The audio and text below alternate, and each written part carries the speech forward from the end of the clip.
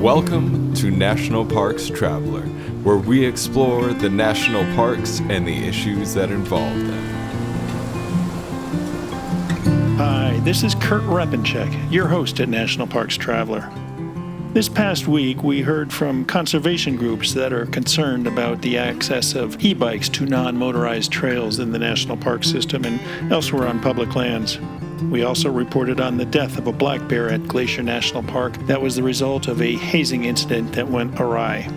And we also took a look at the North Cascades Institute as a base camp for your exploration of North Cascades National Park.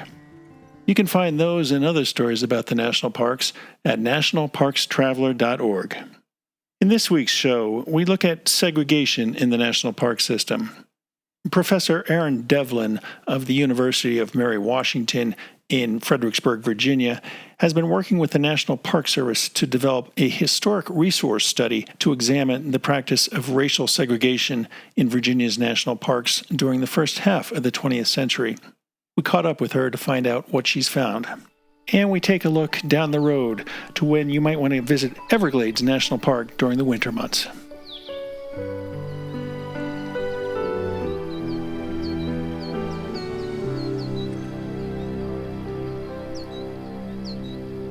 The period of segregation and desegregation in the United States is a dark, divisive chapter of our country's history. Not even the national parks were spared from controversy and upheaval.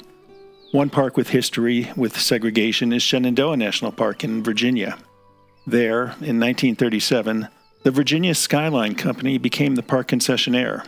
As Darwin Lambert noted in his book on the park's history, The Undying Past of Shenandoah National Park, the new concessionaire set up separate facilities for colored people. That led to development of the Lewis Mountain Campground, which was designated specifically for blacks.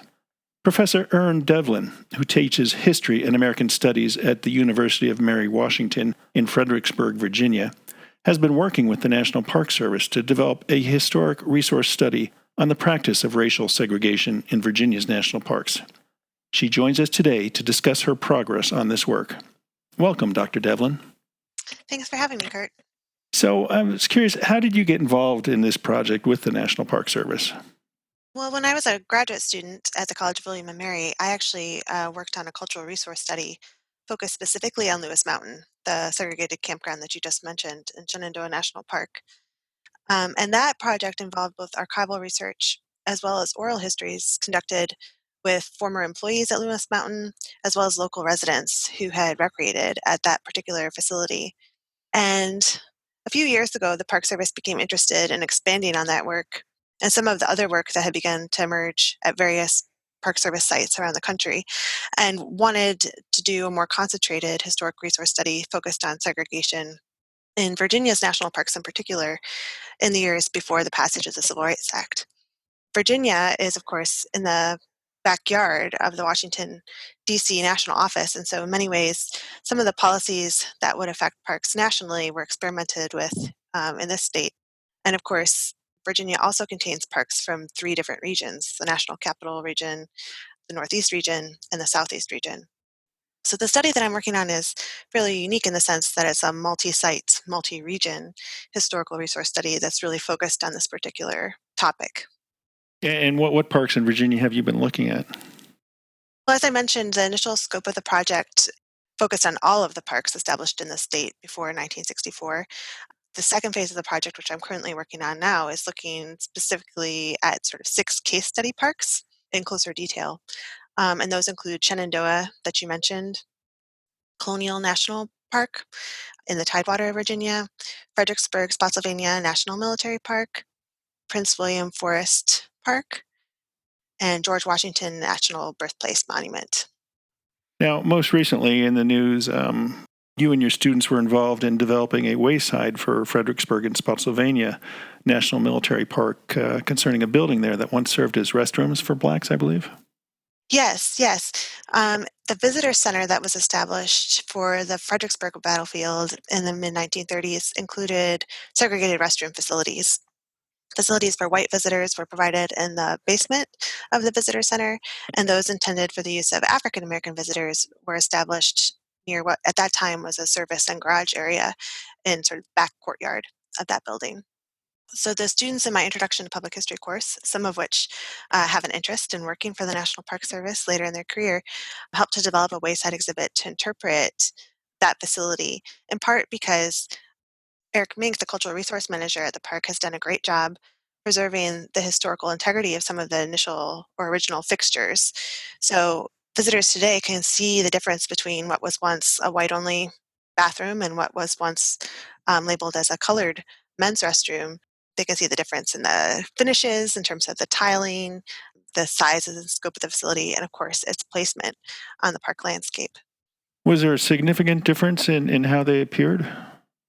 Yes. So the white restroom is obviously located in the basement of the visitor center. And the visitor center was meant to replicate what park officials imagined affluent plantation house would look like, right? Hmm. So sort of a racially coded space in the first place.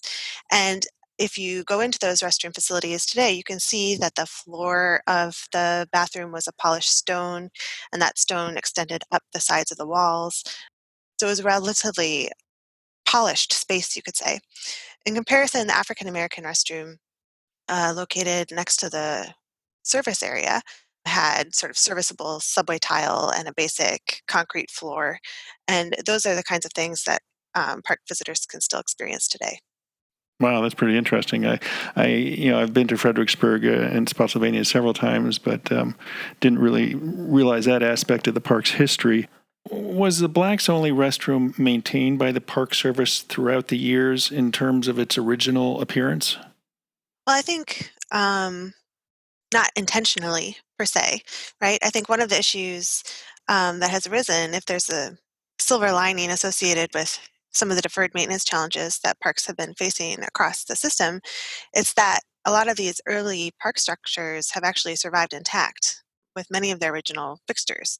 So I've been to other parks like Colonial, for example, just this past April, where their restrooms, there are like little time capsules. I mean, they have bathrooms that were originally designated for white visitors from 1931 that have their original toilets and sinks and everything still preserved. What I think makes Fredericksburg different is that when the time came to actually refurbish that facility, cultural resource manager Eric Mink made an active decision that that facility, which had been constructed with public works money in the 1930s as part of the New Deal, was historically significant in its own right. And so he actively preserved some of the features like the tile and the stone and things like that that enable park visitors to understand how Jim Crow segregation played out in that particular context.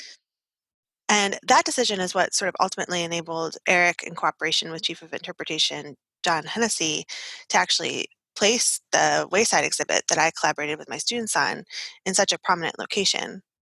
So today, park visitors actually park behind the visitor center, and the Wayside is one of the first things that they'll see when they get out of their cars. And I think in that respect, it's really a model for what other parks might consider doing. That's a very prominent location, an important place to tell this story, but it doesn't necessarily impede with or compete with the story that the park is trying to tell on the battlefields themselves in relation to the Civil War. Yeah. Could you tell me how many sites you've identified in the parks in Virginia that you've looked at that have sites related to segregation?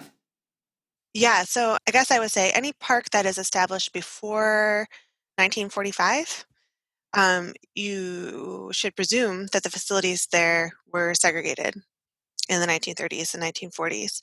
So, that includes those that were presumed to be for white visitors, as Mhm. well as those that were officially marked as white or Negro in the terminology of the time. So, certainly, Fredericksburg, Spotsylvania is an example of that, but so too is Shenandoah, Blue Ridge Parkway, Colonial, George Washington Birthplace National Monument, and many others. So this is really a history that we can find imprinted across the Park Service landscape. Now, you mentioned, how the Washington office of the Park Service approached segregation. Interior Secretary Harold Ickes was a proponent, I guess, who, according to Mr. Lambert's book, considered himself in advance of every member of FDR's cabinet, winning real justice and opportunity for the Negro at long last. Did you look into his history and the role of segregation in the parks and what he tried to accomplish? Sure. Harold Ickes was, before he became Secretary of Interior, associated with the Chicago branch of the NAACP. And he's perhaps most famous for allowing Marian Anderson to perform at the Lincoln Memorial in 1939 after the Daughters of the American Revolution refused to allow her to perform at Constitution Hall. And he was certainly known as an ally and an advocate for African American civil rights, but he was also a dedicated New Dealer. And in the 1930s, Southern congressmen had disproportionate influence in the halls of Congress.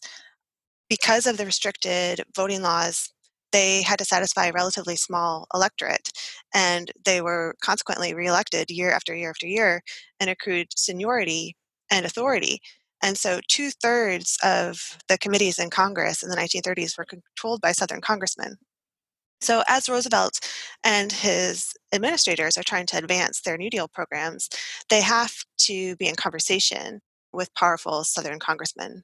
Mm-hmm. And in Ickes' case, in relation to the national parks, he was trying to abide by his legal obligations under constitutional law and balance his desire to advance civil rights for African American citizens with the sort of political necessity of being aware of the concerns of Southern congressmen. And that produced a kind of fraught conversation within the Department of Interior, frankly, about how they should proceed in terms of the kinds of facilities that should be provided to visitors in the national parks. As a general rule, the National Park Service decided in the mid 1930s that they would abide by local law and custom in the states. So Mm-hmm. in northern states, there were no segregated facilities provided, right? So if African American children and white children attended the same schools, if people sat in the same restaurants, rode the same trains and buses and the like, then the Park Service would do the same. But in those parts of the country where segregation was enforced, park officials decided that they would accommodate segregation. And so the states that were affected included the 11 former states of the Confederacy, as well as border states like Kentucky and Maryland and Missouri and West Virginia, and the national capital parks in DC, but also other states that you might not expect, like Oklahoma, Arizona, and New Mexico. Mm-hmm. So parks established in those parts of the country in the years before World War II had segregated facilities and a full range of segregated facilities, everything from pit toilets to the nicer kinds of comfort stations or restrooms that we've just been discussing, to picnic grounds. I've even found reference to segregated parking lots. Hmm. And then those facilities operated by concessionaires like dining rooms, coffee shops, overnight accommodations, cabins, and things like that were also segregated. Now, one of the ironies of Ickes was, while he was in favor of providing segregated areas, he didn't want them listed on park maps and whatnot.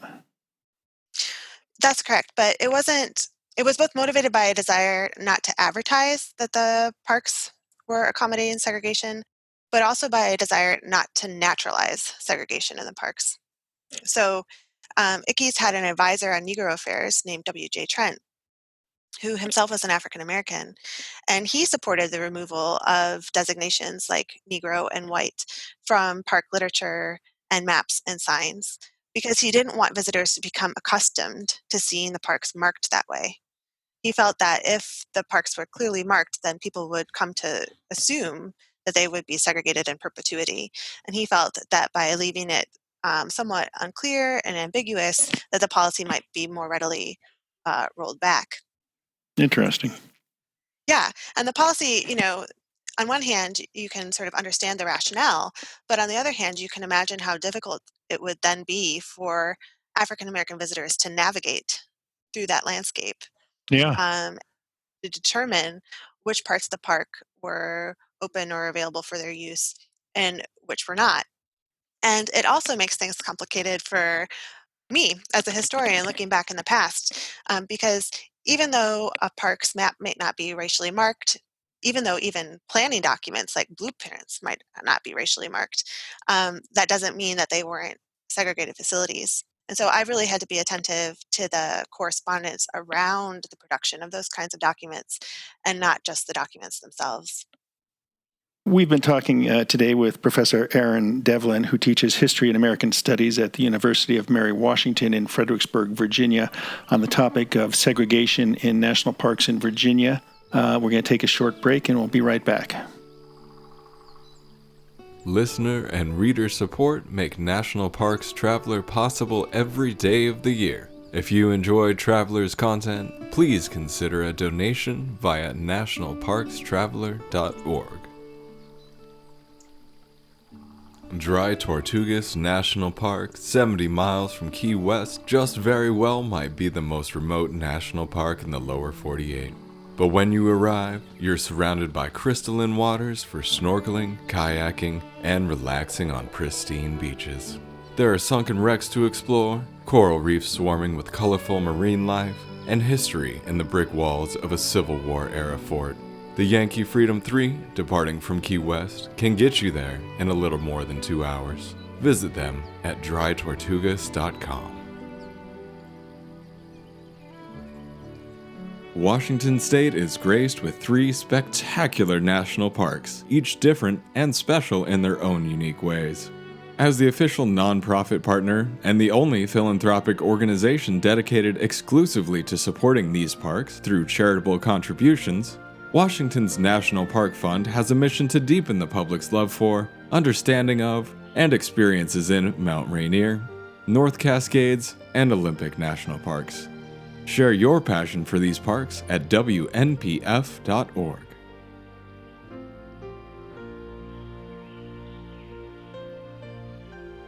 We're back now with Professor Erin Devlin, who teaches History and American Studies at the University of Mary Washington in Fredericksburg, Virginia.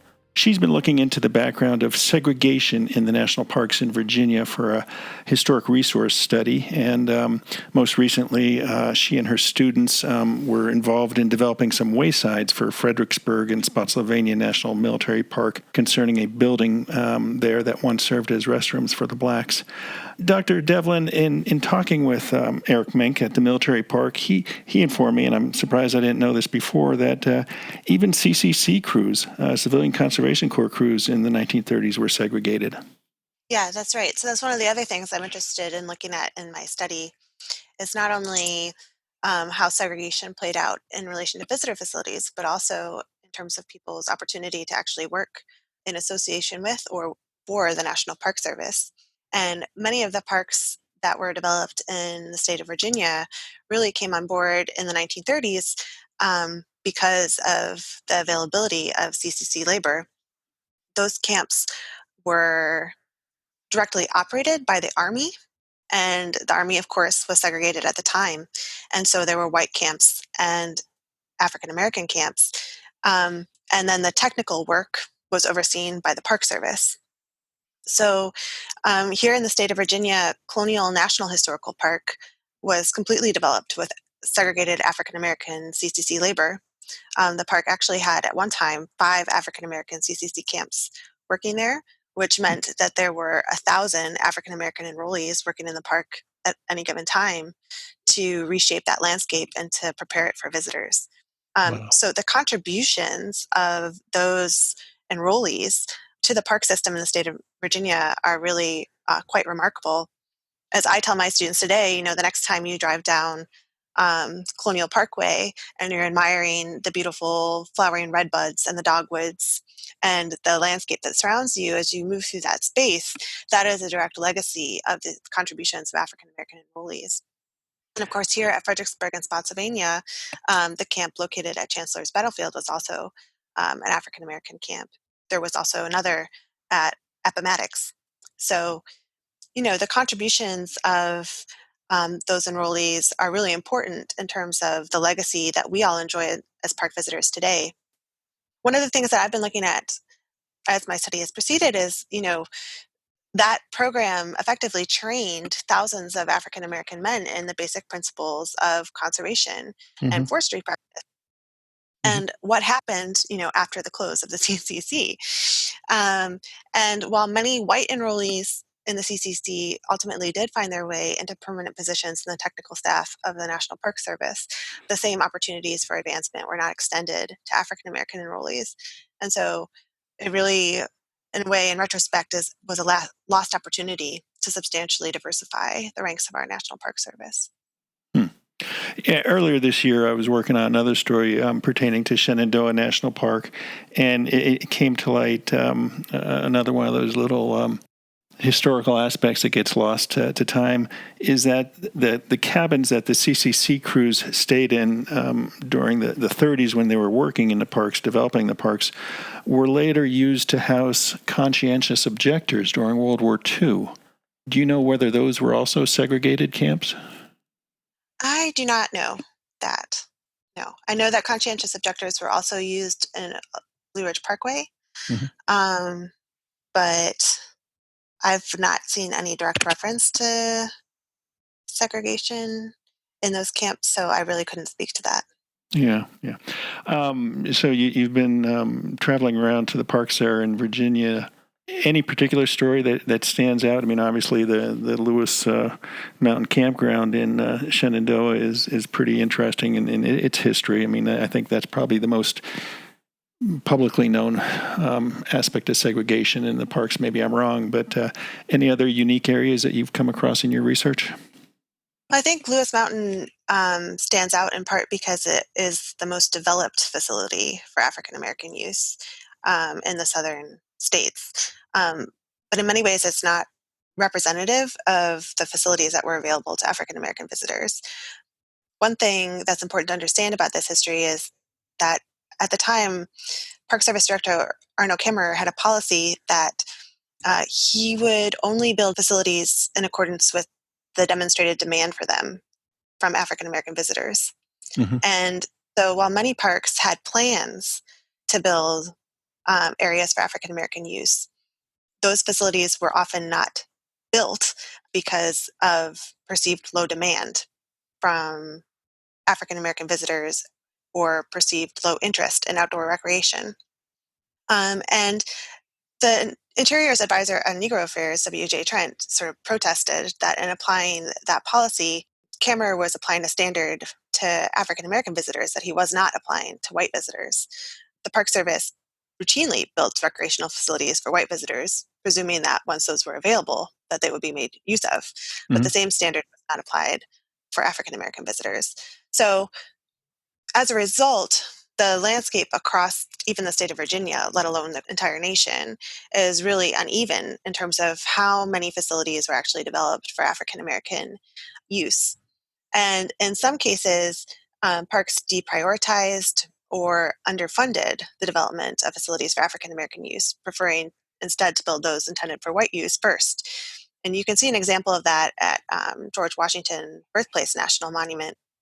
In that park, it was noted that African Americans were already utilizing a beach in the park for recreational use and were swimming there.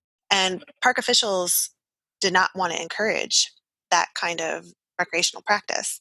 And so while they developed a picnic ground and a concession building for white use in another part of the park, they didn't build any kind of equitable or equivalent facility at that beachfront. And in fact, established regulations that basically said that people could not picnic or not swim except for unofficial picnic areas, which all happen to be white, right? So those kinds of stories, I think, are also equally important to put in the balance where, the facilities that were never constructed, right? The history that, never fully came to fruition, in part because of delays and efforts to deprioritize the construction of those facilities. Yeah, and yet Lewis Mountain was pretty popular with blacks after it was established, was it not? Yes, most reports indicate that that's the case. And certainly when I did my cultural resource study and interviewed local residents in Luray, which is where Shenandoah National Park's headquarters is located, those narrators described incorporating the facility into a regular round of homecoming picnics and family gatherings and, trips after church on Sunday and all kinds of occasions and really incorporated it into their routine social calendar. So this in many ways is a fraught chapter of the Park Service's history, but it's also important to recognize that in comparison to the kinds of facilities that were being offered elsewhere, that these segregated facilities in many cases afforded local residents with the only opportunities they had to enjoy a public park. Hmm. The state of Virginia, the state park system completely excluded African American visitors, with the exception of one small recreational area of several dozen acres. And that continued to be the case until after World War II, when a lawsuit pressured them to equalize that facility and produce a sizable state park. But even then, there was only one, Hmm. available in the state of Virginia. So, when we're thinking about this history, we have to kind of look at those nuances as well. Yeah.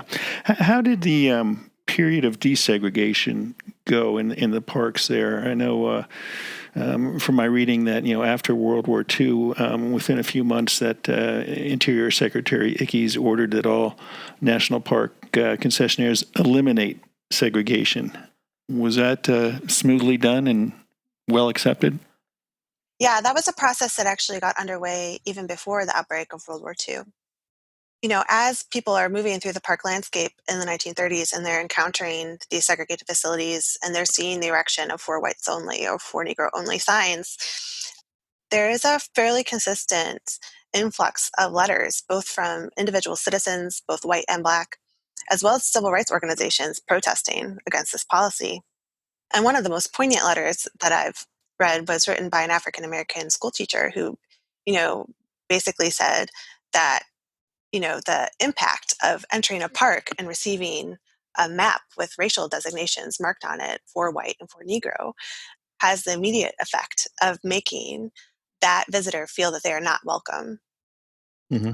And he contended that even though the federal parks were located in the midst of, segregated southern states, that from his perspective, they should be operated much like embassy installments in foreign countries, right? And that the laws of the federal government should be as in effect there as they are overseas. And so these kinds of recurrent complaints were coming into the Department of Interior and really forced Harold Ickes and other members of his staff to really wrestle with how they were going to address this issue. And in 1939, Ickes decided to experiment with integrating a single picnic area in Shenandoah National Park, Pinnacles, and to see how it went, essentially. Hmm. He communicated through back channels to the NAACP that his intent was to demonstrate that integration could be implemented successfully, right, without violence, without conflict. And by demonstrating that it could be successful in this one place, he would be able to advance desegregation in other parks across the United States. And picnic areas operated by the Park Service continued to be segregated until about 1942, when the Park Service decided to desegregate those facilities.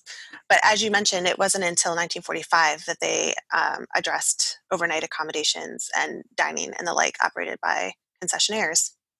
Hmm. And the reason why Ickes moved decisively, or at least like the last straw in relation to that, actually had to do with discrimination against Jewish visitors. So shortly after the liberation of concentration camps in 1945, Harold Ickes received a letter from a Jewish American woman who informed him that a hotel located on an inholding in Rocky Mountains National Park had requested that she cancel her reservation because accommodation was not provided to Jewish visitors. And, you know, in the wake of the revelation of the horrors of Nazi Germany's program in relation to the Holocaust, Ickes moved decisively and asked his administrators to determine, what he could do to place pressure on this facility in order to force them to abandon that practice. Hmm. And as they were looking into that, he decided to draft the regulations that you mentioned in your question to discontinue discrimination by concessionaires based on race, creed, or color. And that also applied to businesses operating within the boundaries of the park. So this particular hotel in question was not an official park concession, but it operated within the boundaries of the hotel because it was located on an in-holding Hmm. on land that the Park Service had not yet acquired.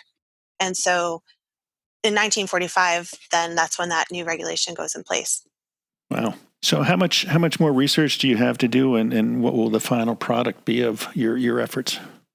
So I'm working on what's known as a historic resource study for the Park Service. So that will be a document that is ultimately made available to Park Service administrators and those that are working in the parks. And then a series of smaller case study documents for the 6 parks that I mentioned that will provide more direct insight into how that policy was implemented on their actual park landscapes to help facilitate interpretation and help park staff answer any questions that visitors might have. Hmm. And then, of course, I'm ultimately hoping to turn this work into a book that's available to the general public. Nice. So are you almost done with the research, or is it another year or two out? I'm almost done. I am currently working on those case study documents, and then, the entire study is subject to a few rounds of revision and things like that.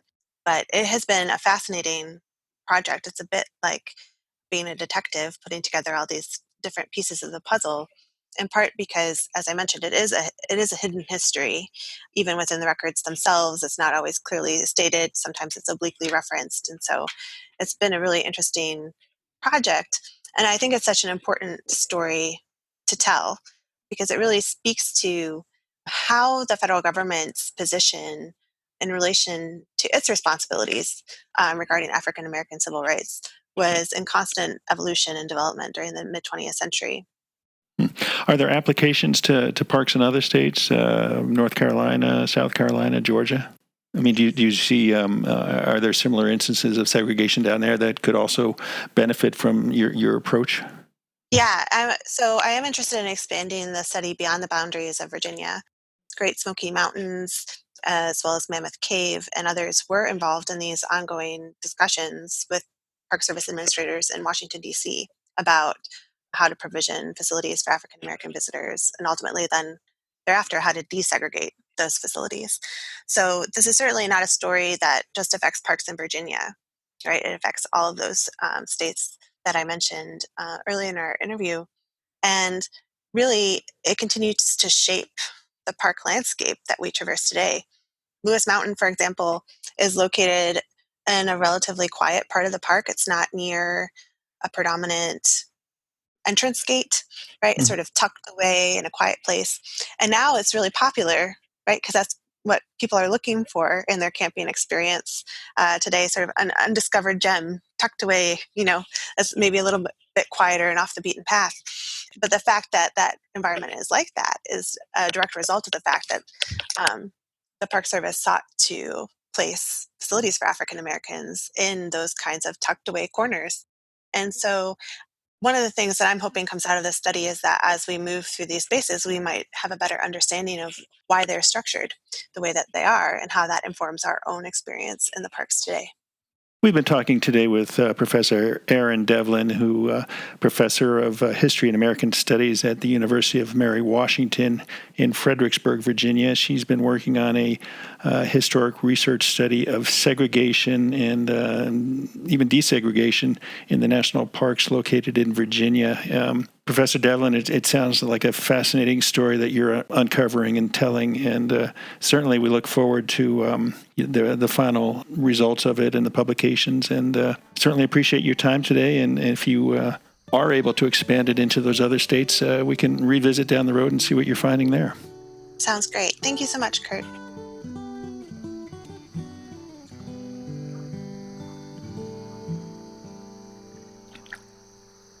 The Blue Ridge Parkway Foundation is the primary nonprofit fundraising partner for the Blue Ridge Parkway. It is made up of people who have a deep love for this majestic road and want to ensure that its natural beauty and the experiences it offers endure for generations to come. Show your appreciation at brpfoundation.org. Acadia National Park is one of the 10 most popular national parks in the United States.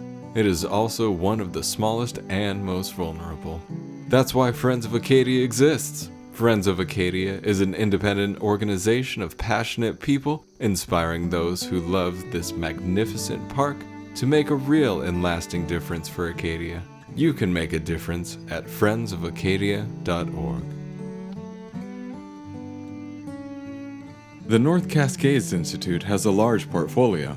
It's an environmental learning center, training center, conference center, and leadership center, all set in the splendor of the North Cascades National Park Complex. Learn more at ncascades.org.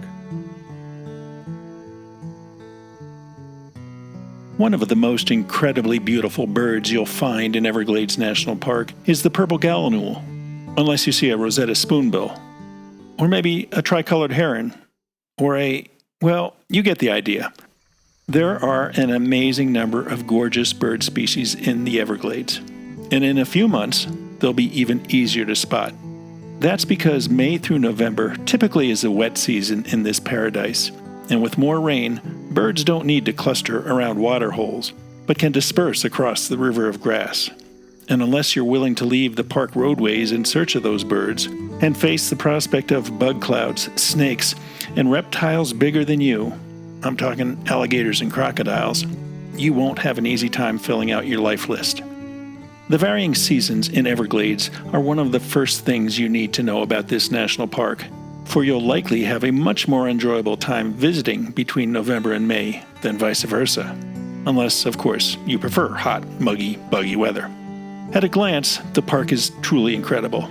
It embraces the largest officially designated wilderness east of the Mississippi, the 1.3 million acre Marjorie Stoneman Douglas Wilderness. The park is festooned with delicate and fanciful orchids such as the cowhorn, and layered with both hiking and paddling trails. Everglades is rich in wildlife, though some, such as those huge constrictors, are non-native and creating an ecological nightmare in the park. The park's infestation by Burmese pythons is one threat that landed Everglades on the United Nations Educational, Scientific, and Cultural Organization's World Heritage Site in Danger list. If you're hoping to see wildlife, then visit the Everglades during the dry winter months, when animals concentrate around rapidly diminishing water holes throughout the park.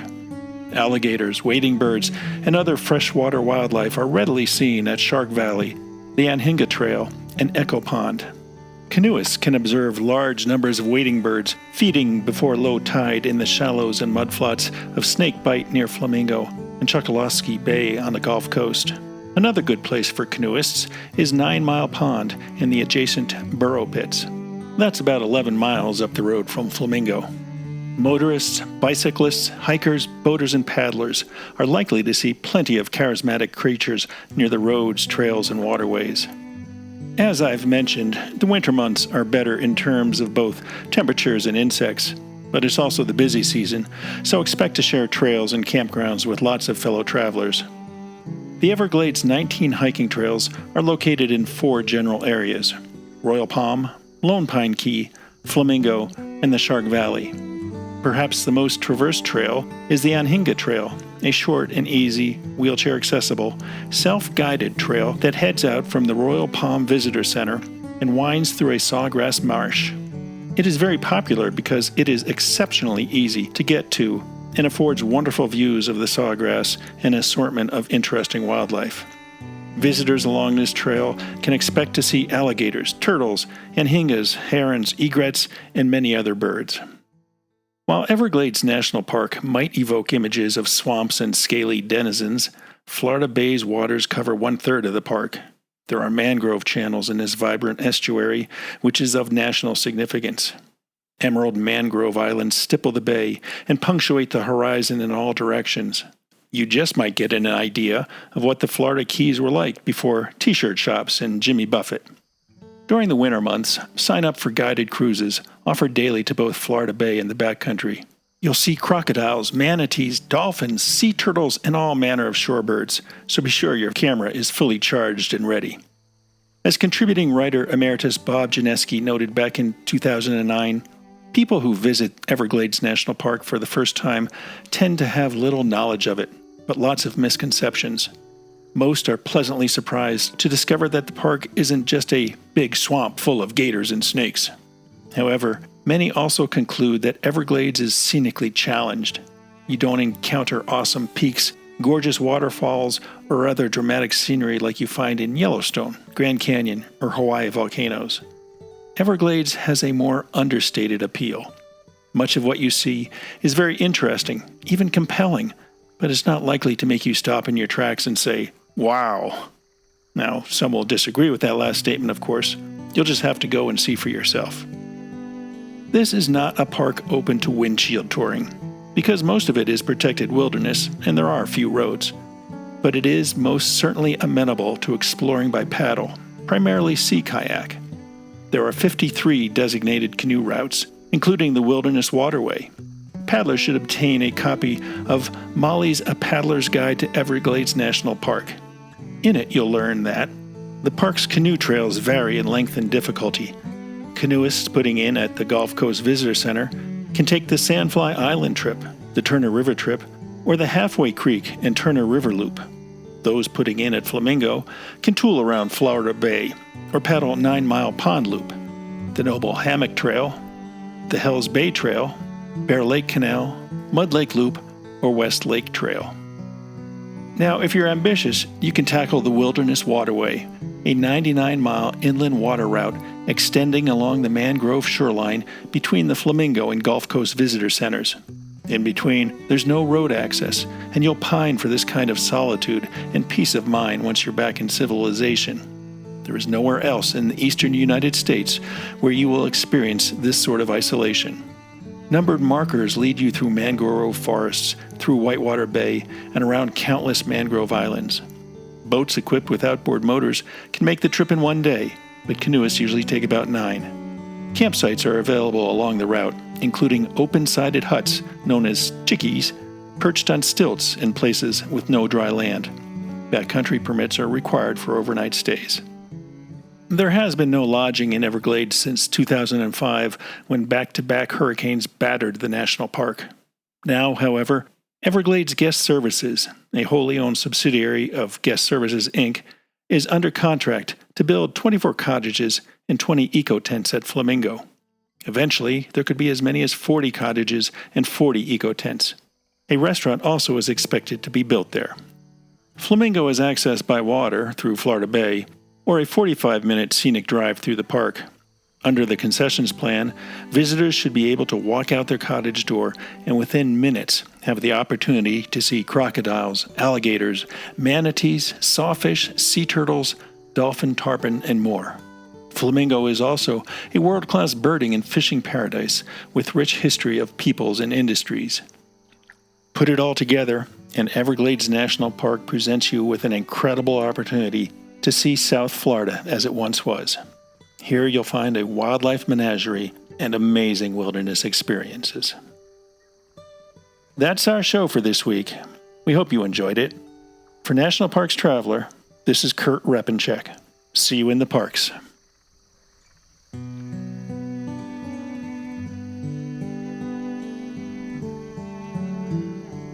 The composers and musicians at Orange Tree Productions have created a unique collection known as the National Park Series that has grown to include more than 30 CD titles. Composed against the backdrop of a park's sounds of nature, these musical scores will connect you with these beautiful places and take you there, at least in your mind. This collection is the #1 selling National Park audio series in the world and provides the background music for National Parks Travelers podcast. Visit them at orangetreeproductions.com. National Parks Traveler is a 501c3 nonprofit media organization that provides daily editorial coverage of national parks and protected areas. Traveler's coverage is made possible by reader and listener donations. Visit us at nationalparkstraveler.org.